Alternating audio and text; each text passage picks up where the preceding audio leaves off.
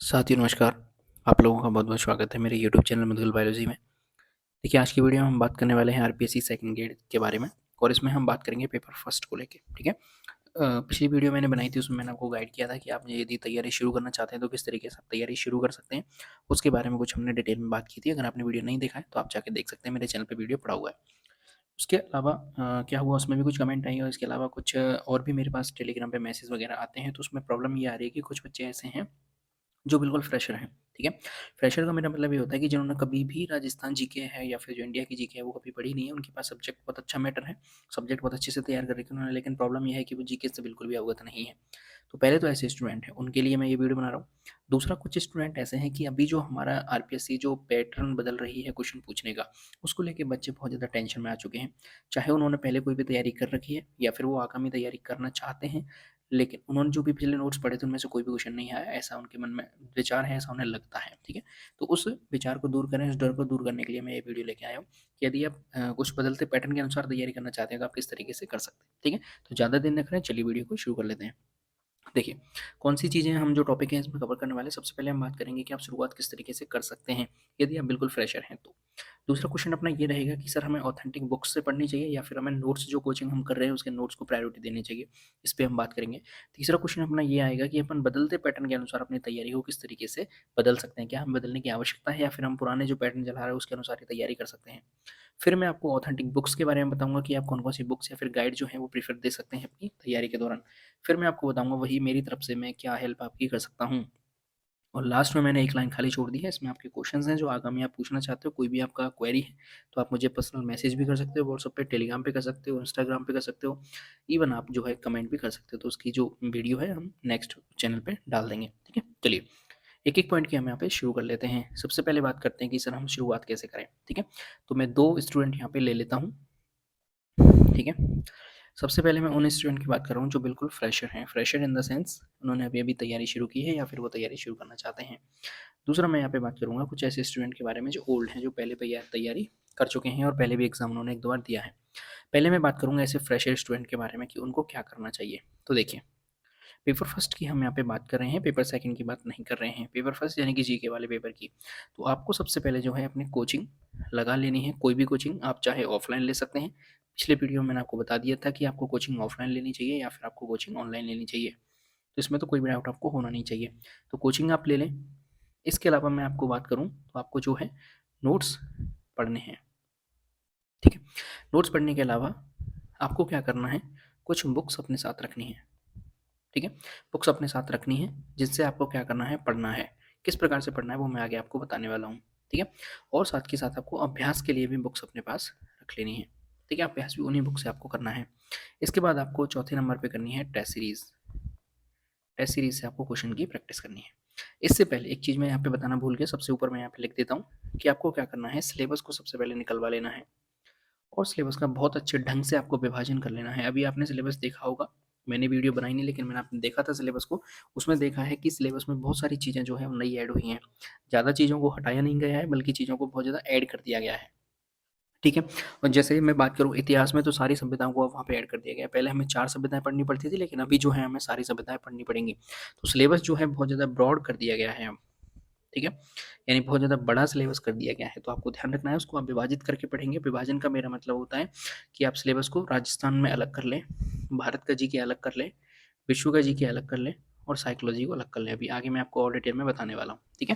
तो सिलेबस आप निकलवा लें, प्रिंट निकलवा लें, हिंदी के अंदर कई सारी कोचिंग्स निकाल देती हैं, नहीं है तो आप मुझे कमेंट कर सकते हैं, मैं पीडीएफ आपको प्रोवाइड करा दूँगा हिंदी के अंदर। ठीक है? फिर आपको उसको क्या कर लेना है, विभाजित कर लेना है और पहले एक-एक पोर्शन को आपको पढ़ते हुए चलना है, ठीक है? करना क्या है, आप फ्रेशर हैं, आपको सबसे पहले कोचिंग जॉइन कर लेनी है। कोचिंग आप ऑफलाइन, ऑनलाइन जो भी आपको अच्छा लगता है वो आप कर सकते हैं। नोट्स आप साथ के साथ बनाते चलें और उनको पढ़ते चलें, यानी कि रिवीजन आपको करते चलना है नोट्स का साथ के साथ, ठीक है? साथ के साथ आपको क्या करना है, बुक्स जो मैं आप आगे आपको बताने वाला हूँ, उन बुक से भी आप पढ़ सकते हैं, ठीक है? और उनको आपको बुक्स को पढ़ना है, कुछ इंपॉर्टेंट चीज़ होती है तो उसको तुरंत नोट्स के अंदर क्या कर लेना है, नोट डाउन कर लेना है और साथ के साथ आपको ऐसी बुक्स भी मैं बताऊँगा जिनसे आपको क्या करना है, अभ्यास करना है और फिर आपको क्या कर देना है, लास्ट में टेस्ट सीरीज़ जो है वो जॉइन कर लेनी है, ठीक है? ये तो हो गई फ्रेशर की बात। इस तरीके से अपनी तैयारी जो है स्टार्ट कर सकते हैं एक बार के लिए। अगली मैं बात करने वाला हूँ जो ओल्ड स्टूडेंट होते हैं, ठीक है? जिन्होंने पहले कभी एग्ज़ाम दे रखी है या फिर देनी है। तो इनकी सबसे बड़ी समस्या है कि सर हमारे पास नोट्स तो अवेलेबल हैं, ठीक ठीक है। और हमने जो नोट्स हैं वो पढ़ भी लिए, लेकिन हम क्या है इन नोट्स पे भरोसा नहीं कर पा रहे हैं। हमें इन नोट्स पे भरोसा क्यों नहीं हो रहा है? क्योंकि हमने पहले जो एग्ज़ाम दिए हैं, जो एग्ज़ाम अभी अब आ रहे हैं आरपीएससी पैटर्न के, इनके हमें क्वेश्चन नहीं मिल रहे हैं। इन नोट्स में से क्वेश्चन हमें नहीं मिल रहे हैं, तो हमें इन पे भरोसा नहीं हो रहा है। तो क्या हमें नोट्स को अपडेट करने की आवश्यकता है? ये क्वेश्चन आपके दिमाग में आना चाहिए, तो मैं बिल्कुल कहूँगा यस, नोट्स को आपको अपडेट करने की आवश्यकता है। किस प्रकार से आप अपडेट करेंगे? तो देखना, आपको अब जो है बुक्स पे स्टडी करनी पड़ेगी। किससे स्टडी करनी पड़ेगी? बुक से स्टडी करनी पड़ेगी। नोट्स आपके पास जो है आ चुके हैं एक बार, अब आपको कोचिंग करने की किसी प्रकार की आवश्यकता नहीं है। आपको जो बेसिक चीज़ें हैं उनके बारे में पता चल चुका है, ठीक है? तो आपको क्या करना है, बुक्स आप पढ़नी पड़ेंगी। कौन-सी बुक्स पढ़नी पड़ेंगी, किस तरीके से, वो मैं अगली जो क्वेश्चन है उसके बारे में बताऊँगा, ठीक है? तो अब आपको क्या पढ़ना पड़ेगा? बुक्स पढ़ना पड़ेगा।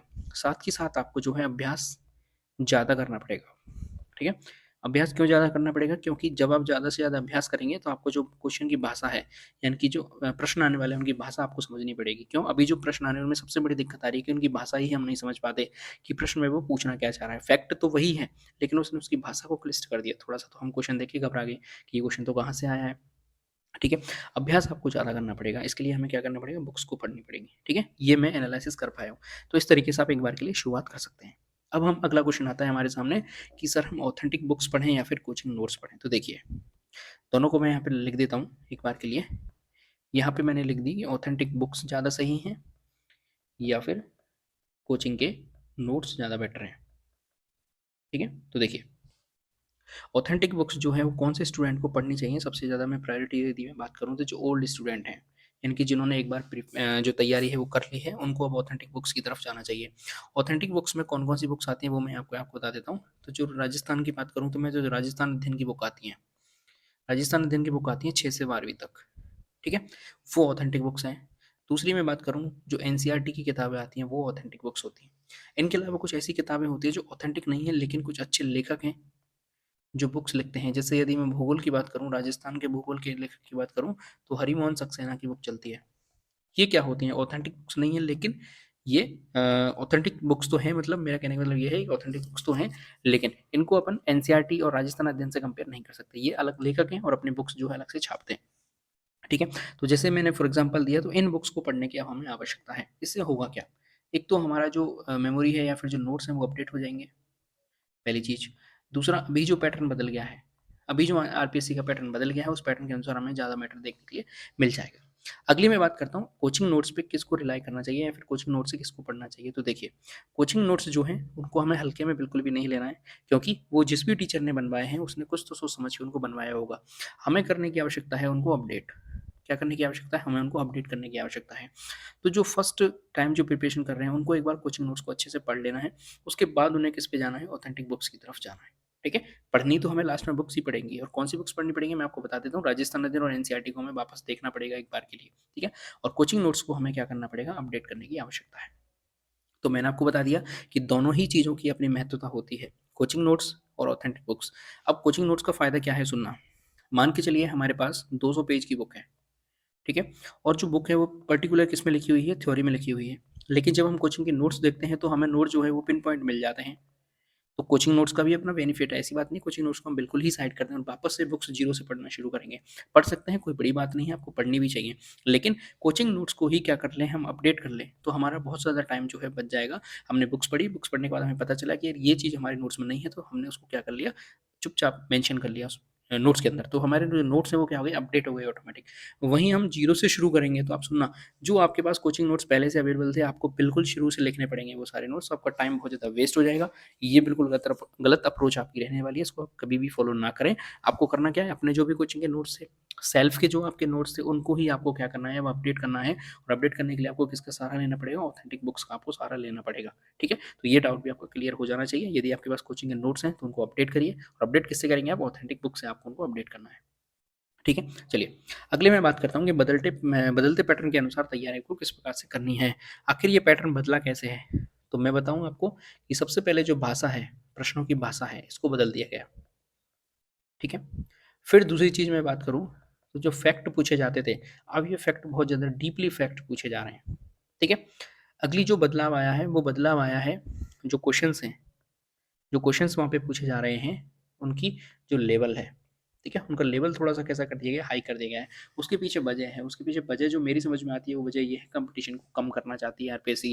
कॉम्पिटिशन को कम क्यों करना चाहती है? क्योंकि आप देखिए आज हर कोई बच्चा पढ़ रहा है, हर कोई बच्चा तैयारी कर रहा है और हर कोचिंग वाला जो है ज़्यादातर चीज़ें नोट्स के अंदर मेंशन कर देता है। यदि इसी प्रकार से कॉम्पिटिशन बढ़ता रहा, तो एक दिन ऐसा आएगा जब पेपर की जो कट ऑफ है वो 70 से 80% चली जाएगी और यदि किसी भी एग्ज़ाम कॉम्पिटिशन एग्ज़ाम की कट ऑफ 70 से 80% जा रही है, तो उसकी वैधता पे सवाल उठ जाते हैं। कि कोई भी क्वेश्चन पेपर है उसकी 80% कट ऑफ यदि चली जाती है, तो वो फिर जो मूल्यांकन है या फिर जो पेपर है उसकी वैधता नहीं रह जाती है, यानी कि आपने किस प्रकार का पेपर लिया कि उसकी कट ऑफ ही 80% जा रही है, ठीक है? तो इस कॉम्पिटिशन को कम करने के लिए, इस कट ऑफ को नीचे लाने के लिए आरपीएससी ने क्या किया, अपना पूरा पैटर्न जो है वो चेंज कर दिया। तो अब हमें क्या करना पड़ेगा? हमें भी अपनी तैयारी को थोड़ा-सा अलग तरीके से करना पड़ेगा। अलग तैयारी क्या है कि जो हमें जो ऑथेंटिक बुक्स आती हैं, ठीक है? ऑथेंटिक बुक्स यानी ऑथेंटिक जो किताबें आती हैं, उनका हमें अध्ययन करना पड़ेगा, हमें उनकी सेल्फ स्टडी करनी पड़ेगी। क्या करनी पड़ेगी? सेल्फ स्टडी करनी पड़ेगी। लेकिन मैं कभी भी कोचिंग वाले जो टीचर्स होते हैं, उनको कभी भी दोष नहीं देता हूँ, क्योंकि कोई भी टीचर ऐसा नहीं होता जो अपनी तरफ से 100% नहीं देना चाहे। कोई भी टीचर ऐसा नहीं होता जो केवल ये सोचे कि मैं आधा-अधूरा पढ़ा देता हूँ और मेरे पढ़ाए हुए से नहीं आए। क्योंकि एक टीचर को बहुत ज़्यादा खुशी होती है जब उसके पढ़ाई में से कोई क्वेश्चन आ जाता है और उसके पढ़ाए हुए बच्चे सेलेक्ट होते हैं। तो कभी भी इस दुनिया में कोई भी टीचर ऐसा पैदा नहीं हुआ जो ये ना चाहे कि मेरा पढ़ाया हुआ स्टूडेंट सेलेक्ट नहीं हो। तो हमें कभी भी टीचर्स पे सवाल नहीं उठाने चाहिए। आप खुद एक टीचर बनने वाले हो, हम भी एक टीचर हैं। तो हमें इस चीज़ को समझना चाहिए, ठीक है? कोई भी टीचर कभी ये नहीं चाहेगा कि मेरे पढ़ाए हुए से कोई भी चीज़ नहीं आए। तो जो टीचर है अपना 100% देता है, ठीक है? कोई भी टीचर हो, किसी भी कोचिंग की मैं नाम नहीं लूँगा, लेकिन सारे ही टीचर एक जैसे हैं और सारे टीचर ये चाहते हैं कि मैं अपना 100% दूँ। लेकिन कई चीज़ें जो हैं, कई बार टीचर से भी मिस हो जाती हैं, ठीक है? कोई भी टीचर अपने आप में संपूर्ण नहीं होता है, तो कई चीज़ें ऐसी होती हैं जो ऑथेंटिक बुक्स अपन जो टीचर होते हैं वो रिलेट नहीं कर पाते या जो फैक्ट अपन छोड़ देते हैं और वही फैक्ट यदि क्वेश्चन में आ जाता है, तो उसमें मैं कभी भी टीचर की गलती नहीं मानता, क्योंकि कोई भी टीचर जो है 100% बुक्स को नहीं पढ़ सकता, लेकिन वो अपना 100% देने की कोशिश करता है, ठीक है? तो हमें क्या करना पड़ेगा, टीचर ने जो हमें नोट्स लिखाए हैं वो तो हमारे पास है ही, साथ में साथ हमें थोड़ा-सा अपना एफर्ट्स भी देना पड़ेगा, ठीक है? हमें अपना एफर्ट्स किस प्रकार से देना पड़ेगा कि हमें थोड़ी-सी सेल्फ स्टडी भी करनी पड़ेगी, ये चीज़ आपको ध्यान रखनी चाहिए। यदि हम इतना कर लेते हैं तो हमें बदलते पैटर्न के अनुसार जो हमें अपने आप को ढाल लेंगे और ढाल लेंगे तो हमें क्या हो जाएगा, पता चल जाएगा। अगली बात आती है हमारे अभ्यास की। हमें अब अभ्यास का तरीका भी बदलना पड़ेगा। पहले जब 2018 से लेके 2020 और 22 तक जो एग्ज़ाम आते थे, उनमें दिशा 2020 की बुक चलती थी, ठीक है? उस दिशा 2020 बुक्स के बारे में पहले तो ज़्यादातर लोगों को पता ही नहीं था। जैसे-जैसे पता लगा तो जो प्रीवियस ईयर के क्वेश्चन्स थे वो कई बार ज़्यादा जो क्वेश्चन्स थे वो रिपीट भी हो जाया करते थे। तो अब लोगों ने क्या किया, उस पूरी किताब को रट लिया ढंग से। अच्छे से रट लिया। अब रट लिया तो क्या हुआ, प्रीवियस ईयर क्वेश्चंस आना कम हो गए, उनकी टेंडेंसी कम हो गई। तो अब हमें क्या करना पड़ेगा कि अभ्यास का जो तरीका है वो भी बदलना पड़ेगा। ठीक है? अभ्यास का तरीका किस तरीके से, यानी कि अब हमें दूसरी बुक्स की तरफ जाना पड़ेगा। हम केवल प्रीवियस ईयर क्वेश्चन से अभ्यास करके नहीं जा सकते, बल्कि हमें कुछ ऐसी टेस्ट सीरीज़ भी जॉइन करनी पड़ेगी जहाँ से कुछ नए क्वेश्चन पुट अप हो रहे हों। हमें कुछ ऐसी बुक्स भी देखनी पड़ेंगी जहाँ से नए क्वेश्चन हमें देखने के लिए मिलते हों कि कोई नया क्वेश्चन किस तरीके से फ्रेम होता है। ठीक है? तो इसकी हमें अंदाज़ा कैसे लगेगा, जब हम सेल्फ स्टडी करने बैठेंगे, हमें अच्छे से चीज़ों के बारे में समझ में आएगा, भाषा हमें समझ में आएगी कि आखिर क्वेश्चन में पूछना क्या चाह रहा है। तो टोटली मैं यदि एक समरी में बताना चाहूँ आपको, तो हमें डिपेंड होना पड़ेगा आप किसके ऊपर, सेल्फ स्टडी के ऊपर। ठीक है? टीचर अपना दे रहा है, 100% दे रहा है, कोई दिक्कत नहीं है, आपने कोचिंग लगा ली, कोई दिक्कत नहीं है, आपने कोचिंग कर ली, कोई दिक्कत नहीं, करनी भी चाहिए। एक बार कोचिंग हर बार एक बच्चे को करनी चाहिए मेरे हिसाब से तो, ठीक है? लेकिन आपने यदि एक बार कोचिंग कर ली, तो वो आपको किस पे आ जाना चाहिए, सेल्फ स्टडी पे आ जाना चाहिए। दूसरा, अभी जो बच्चे कोचिंग कर रहे हैं, उनको थोड़ा-सा ज़्यादा टाइम लगेगा, क्यों? क्योंकि उनको सेल्फ स्टडी भी करनी पड़ेगी, 100%, ठीक है? तो आशा करता हूँ ये चीज़ आपकी समझ में आ गई होगी कि पैटर्न बदला क्या है, थोड़ी-सी भाषा बदल गई है, उसको हमें समझना पड़ेगा। फैक्ट जो है वो डीपली फैक्ट पूछे जा रहे हैं, क्वेश्चंस का लेवल थोड़ा-सा इंक्रीज़ कर दिया गया है। ये चीज़ मैंने आपको क्लियर कर ली। अब हमें थोड़ा-सा ऑथेंटिक बुक से सेल्फ स्टडी करने की आवश्यकता है। चलिए, अगला क्वेश्चन हमारे सामने आता है कि बुक लिस्ट। सर हमें बुक्स बता दें एक बार। तो देखिए, बुक लिस्ट की मैं आपको ऐसा बताने वाला हूँ कि जो बच्चे अभी शुरू करना चाहते हैं, उनके लिए जो मैं बुक्स बता रहा हूँ, उन बुक्स को लाके वो मार्केट से पढ़ सकते हैं, कोई दिक्कत नहीं। मैं गाइड भी बता दूँगा, बुक्स भी बता दूँगा, कोई दिक्कत नहीं है। ठीक है? लेकिन जिन बच्चों ने तैयारी अपनी कर रहे हैं या फिर जो लगे हुए हैं तैयारी में, ठीक है? और उन्होंने अपनी सामग्री का चयन कर लिया है, वो अब इस वीडियो को देखने के बाद अपनी सामग्री को बिल्कुल भी नहीं बदलें। फिर भी यदि उन्हें लगता है कि यार मेरी जो सामग्री है इसमें थोड़ी-सी कमियाँ हैं, ठीक है? तो उस कमी को आप सुधार सकते हैं या दूसरी बुक्स लाके एक बार आप देख सकते हैं, ठीक है? मार्केट में जाके खूब आप बुक सेलर पे जाएँगे तो वो आपको बुक्स दिखा देता है। आपने जो सामग्री का चयन किया था और मैं जो बुक्स बता रहा हूँ, दोनों में आप यदि कंपेयर करोगे तो आपको पता चल जाएगा कि आपकी सामग्री ज़्यादा बेटर है या मैं जो बता रहा हूँ वो ज़्यादा बेटर है, ठीक है?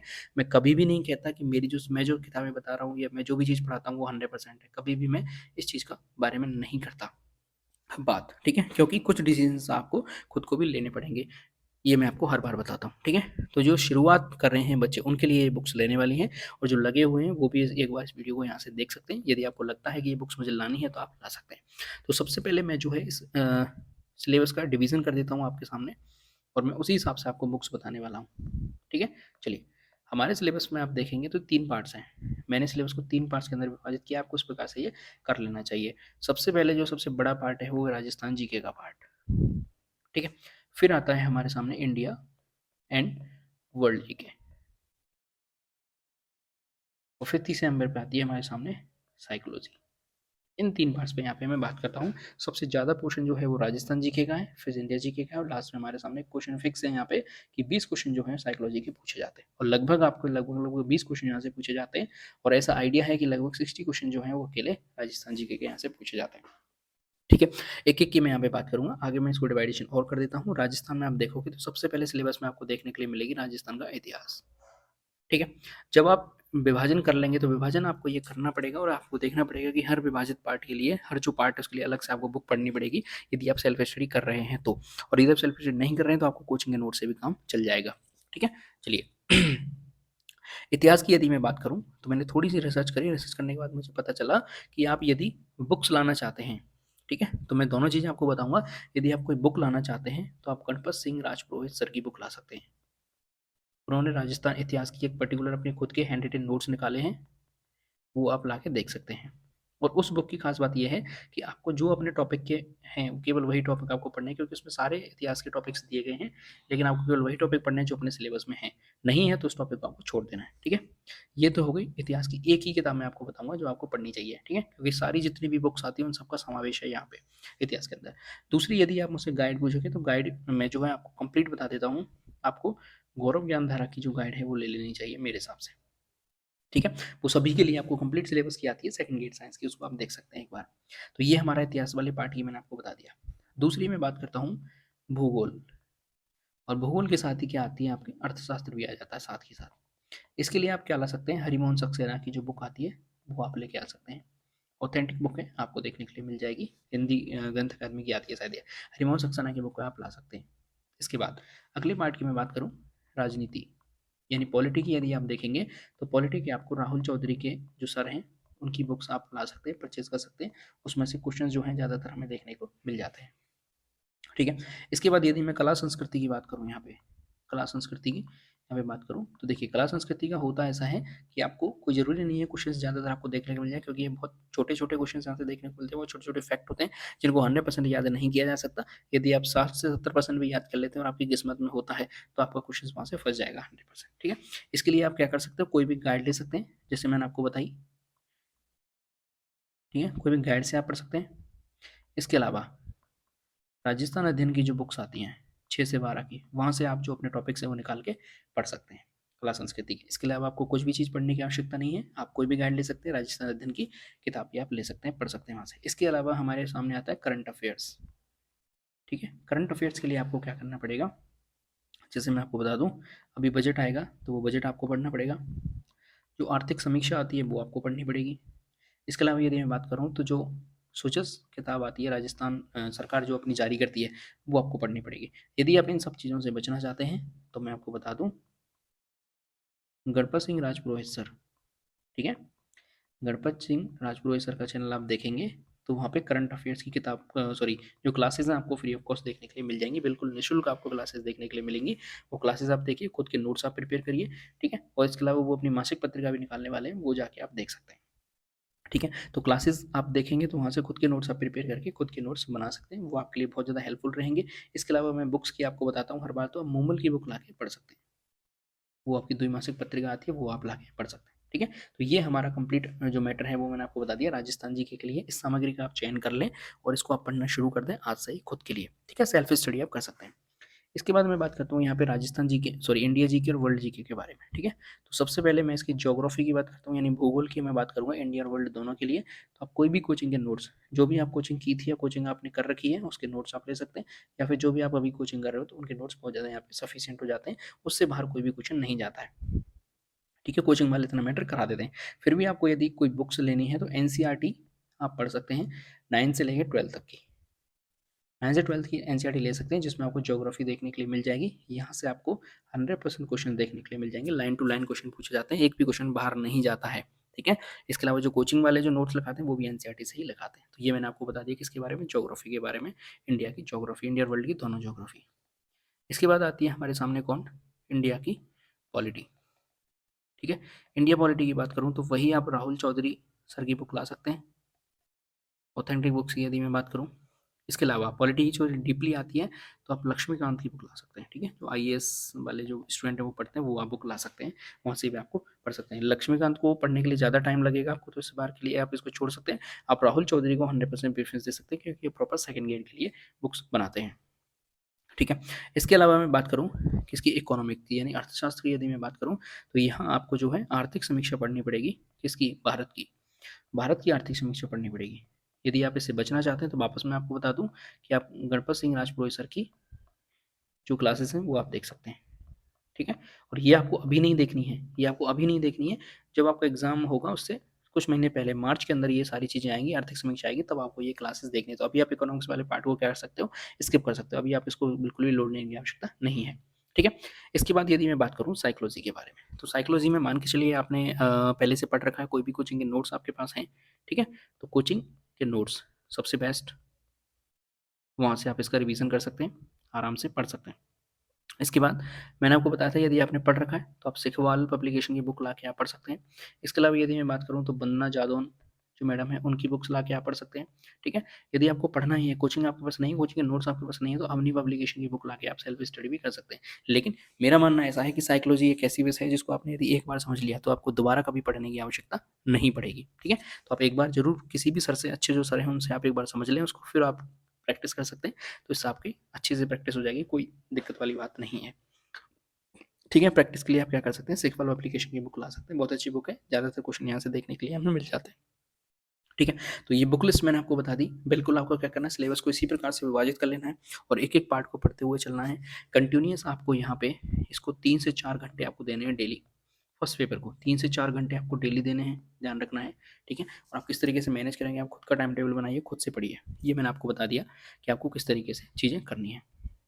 चलिए, अब अगली बात आती है कि भाई मैं मेरी तरफ से क्या कर रहा हूँ आपके लिए। तो सबसे पहली बात सुनना, 6 से 12 तक की जो राजस्थान अध्ययन की बुक किताबें हैं, ठीक है, जिसमें आपको 9-10th की जो बुक्स हैं, किताबें हैं, वो मार्केट के अंदर देखने के लिए मिल जाएंगी। लेकिन जो 11th-12th की ओल्ड राजस्थान अध्ययन की किताबें थी, ओल्ड राजस्थान अध्ययन की बुक्स थी, वो अभी मार्केट के अंदर अवेलेबल नहीं है, तो वो मेरे पास टेलीग्राम पे अवेलेबल हैं, ठीक है। उनकी पीडीएफ मैं आपको अवेलेबल करा सकता हूँ, आप मुझे टेलीग्राम पे मैसेज करेंगे तो मैं उनकी पीडीएफ आपके लिए अवेलेबल करवा दूंगा, ठीक है। ये मेरी थोड़ी सी आपके लिए हेल्प हो सकती है। राजस्थान अध्ययन की बुक्स आप पढ़ेंगे तो वहाँ से लाइन टू लाइन क्वेश्चन आपको देखने के लिए मिल जाते हैं, राजस्थान जीके के क्वेश्चन जो पेपर है वो वहीं से बनता है 100%, ठीक है। तो ये मेरी तरफ से आपके लिए हेल्प हो सकती है। इसके अलावा एक अपन ने नया जो ट्रेंड शुरू किया है, वन लाइनर, ठीक है। आप देखेंगे अभी टेलीग्राम पे जाके देखेंगे तो मैंने वन लाइनर जो फैक्ट है वो डाल रखे हैं, ठीक है। जो मैं टॉपिक वाइज या फिर क्लास वाइज में लेके आता हूँ, जैसे छठी क्लास का कोई टॉपिक है, 7वीं क्लास का कोई टॉपिक है, तो वो आप वहाँ से देख सकते हैं। इसके अलावा कोई इंपॉर्टेंट न्यूज़ आती है जो करंट से रिलेटेड है, जो अपने एग्जाम से रिलेटेड हो सकती है, वो भी मैं टेलीग्राम पे अपलोड जो है कर देता हूँ, टेलीग्राम पे जाके आप देख सकते हैं। वैसे तो ज़्यादातर टेलीग्राम पे जो चीज़ें हैं वो आ जाती हैं, फिर भी आप एक बार यदि मेरे चैनल से जुड़ जाएंगे तो आपको बेनिफिट ये रहेगा कि हम केवल और केवल प्रॉपर सेकंड ग्रेड की बात करते हैं। इसके अलावा ना मैं कभी भी मेरे चैनल पे रीट की बात करता हूँ, ना ही मैं कभी भी लेवल सेशन की बात करता हूँ, किसी भी सेकंड कोई भी दूसरा एग्जाम मेरा कभी भी टारगेट नहीं होता, मेरा टारगेट केवल और केवल सेकंड ग्रेड एग्जाम है। इसके अलावा किसी भी एग्जाम की ना मैं प्रिपरेशन कराता हूँ, ना मैं बात करता हूँ मेरे चैनल पर, ठीक है।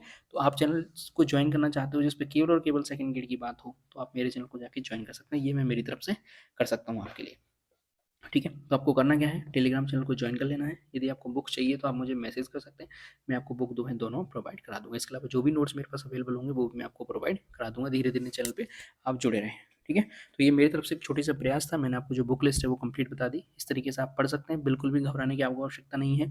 थोड़ा सा टाइम ज़्यादा लग सकता है लेकिन आपका सिलेक्शन 100% श्योर हो जाएगा यदि आप मेहनत से, सच्ची मेहनत, सच्ची ईमानदारी के साथ मेहनत करके तैयारी करते हो तो, ठीक है। इसी के साथ वीडियो को समाप्त कर लेते हैं। यदि आपको वीडियो अच्छी लगी है तो वीडियो को लाइक जरूर कर दें, चैनल को सब्सक्राइब जरूर कर दें आप। इसके अलावा जो कमेंट है वो भी आप कर सकते हैं, कोई क्वेश्चन है तो आप कमेंट बॉक्स में पूछ सकते हैं, ठीक है। इसके अलावा पढ़ते रहिए, आगे बढ़ते रहिए, देश से प्यार करें, माता पिता से प्यार करें। जय हिंद।